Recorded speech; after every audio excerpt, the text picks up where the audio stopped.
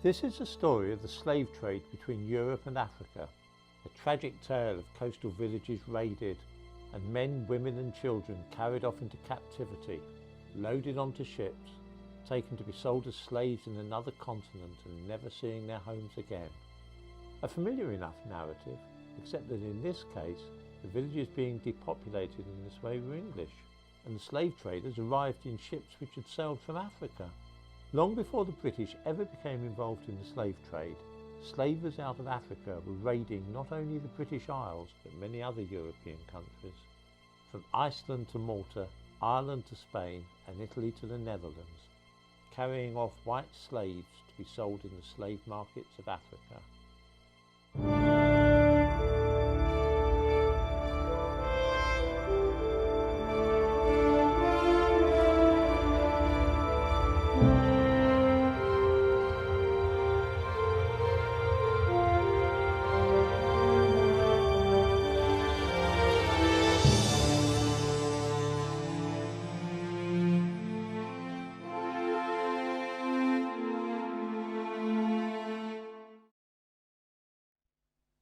During the 1970s, the British held hundreds of political prisoners behind barbed wire without charge for years on end. This could have been embarrassing, putting people in mind of South Africa and the Soviet Union, had we not decided to call them internees instead of political prisoners. This solved the problem so well that even to this day, many people don't know anything at all about the political prisoners of the 1970s held in Britain. The same thing with Barbary pirates. The word pirate is faintly comical, bringing to mind Long John Silver, Captain Hook, even Captain Pugwash. Pirates raised the skull and crossbones flag and hunted for treasure, didn't they? The Barbary pirates were actually after people, white Christians specifically, who could be sold as slaves in Muslim countries. Here are some white slaves in Africa during the 17th century. There was a very old tradition of slavery in Africa, long before the coming of Europeans. Black empires enslaved neighbouring nations, various tribes made slaves of outsiders, the Arabs took black people for slaves, and sometimes the other way round. Slavery was an old African tradition, and it is not to be wondered at that it flourished on what became known as the Barbary Coast. Of course, everybody knows about Europeans going to Africa and taking the people off into slavery. It's taught in schools. White slavery is not so well known. The Barbary Coast was named after the Berbers who originally lived there and included countries like Algeria, Tunisia and modern-day Morocco. From ports there, Muslims set off to Europe to seize as many white Christians as they could for the slave markets of North Africa. How extensive was this trade? Was it a trifling affair of a few hundred people here and there? Hardly. The island of Gozo, part of modern Malta, was attacked in July 1551 and the entire population of 5,000 people taken off into slavery. This was a serious problem for Europe, especially the Mediterranean countries, but also for Britain and even Iceland. Current estimates suggest that the number of Europeans captured and taken to Africa numbered in the millions. The Barbary pirates attacked shipping as well as land, and were in the habit of taking the crews of ships and then just leaving the ships drifting on the ocean. In Britain, for instance, the fishing industry was under serious threat in the 17th century because men dared not put to sea in the North Sea or the English Channel for fear of being captured by slavers. On land, some coastal districts of Spain became practically deserted because people feared to live there. From Venice in the north to Malaga in the south, whole swathes of the European coast became deserted, because those living there were always at the risk of slavers descending on their villages and taking them off to Africa. The sack of Baltimore in Ireland gives one good example of what was going on at that time. The entire population was removed. Cornwall was in particular danger, being at the end of England, as you might say. For example, at Mounts Bay in Cornwall, 60 men, women and children were taken away. In 1626, St. Kevin was repeatedly attacked, and boats out of Looe, Penzance, Mousel and so on were all at risk of being seized by pirates. It was thought at the time that around 60 Barbary men-of-war ships were prowling the coast of Britain in the 17th century. Sir John Eliot, Vice Admiral of Devon declared that the seas around England seemed to be theirs.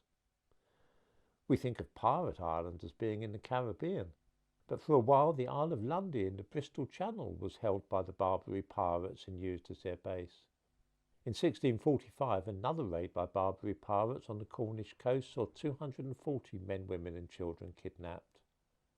To keep the slave population stable, around 1/4 had to be replaced each year, which for the period from 1580 to 1680 meant around 8,500 new slaves each year, a total of 850,000 in the course of the century.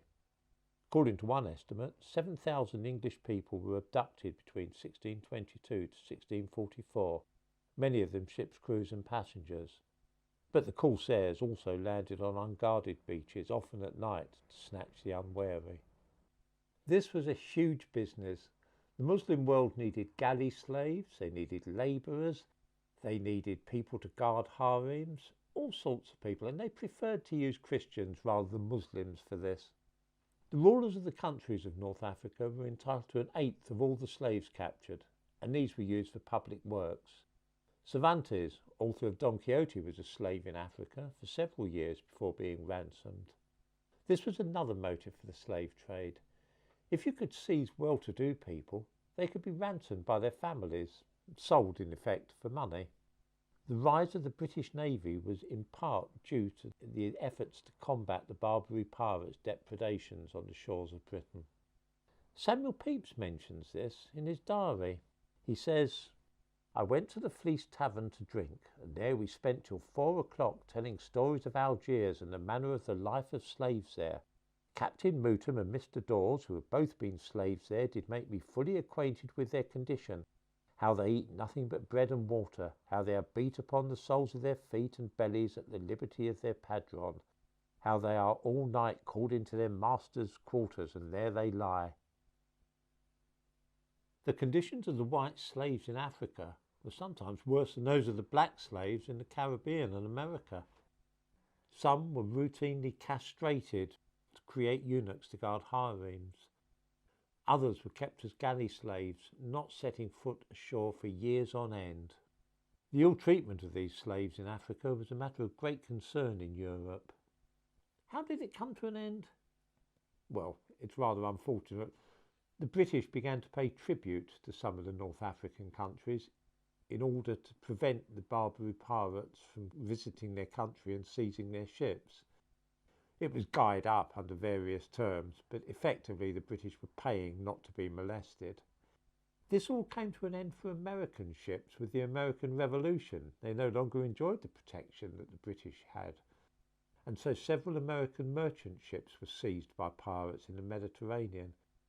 This led directly to the founding of the American Navy. It was the Americans who finally put a stop to the efforts of the pirates. It was not until 1830, when France occupied the whole of Algeria, though, that the pirate trade finally came to an end. I think it's fair to say that not one person in 1,000 is aware of the fact that African slavers were raiding England for years, at least half a century before the English became involved in raiding Africa for their own slaves. This has been described as cultural amnesia. Images such as this one, black African slaves in the Caribbean, are routinely seen in school and during Black History Month. Images such as this, though, showing white slaves in Africa, are all but unknown. Slavery was endorsed by the Bible and Quran, practiced all over the world from ancient times in every continent. It has literally now become a matter, though, of black and white, for all forms of slavery have been forgotten, save that which involves white people enslaving black people. We have over the last few decades in this country been indoctrinated to see slavery as a wicked activity practiced by European colonialists, chiefly against the inhabitants of Africa. This false impression is taught in schools, and we are given annual top-ups every October during Black History Month. The truth is that at least half a century before England became involved in the capture of slaves in Africa, slave traders from Africa were carrying off people from England and taking them away to be slaves. History is always far more complex than the simple linear narrative that we learn at school.